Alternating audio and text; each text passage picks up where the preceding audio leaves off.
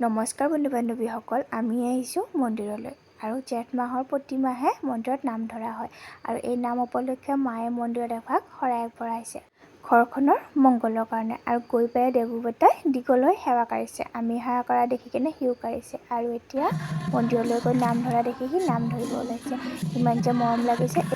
আচলতে দেৱোবতাই নাম জানে, ৰাতিপুৱা আৰু গধূলি দেউতাই মন্দিৰত নাম ধৰে যিহেতু সি দেখি থাকে আৰু আমাৰ ঘৰৰ মন্দিৰতো সি ৰাতিপুৱা সেৱা কৰে, ইমান ধুনীয়াকৈ যে কাঢ়ে।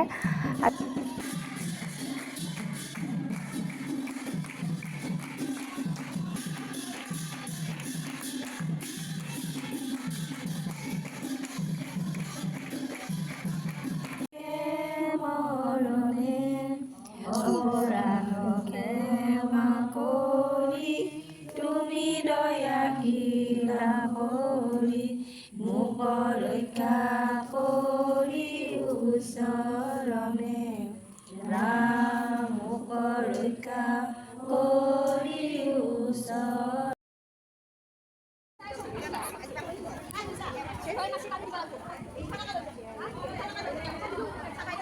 নাম হৈ যোৱাৰ পিছত আমাক প্ৰসাদ খাব দিলে আৰু প্ৰসাদকেইটা যে খাই ইমান ভাল লাগিছিলে আৰু মন্দিৰৰ প্ৰসাদ খাই এনেও ভাল লাগে। আৰু এতিয়া নাম শেষ হোৱাৰ পিছত আমি ঘৰলৈ বুলি আহিলোঁ।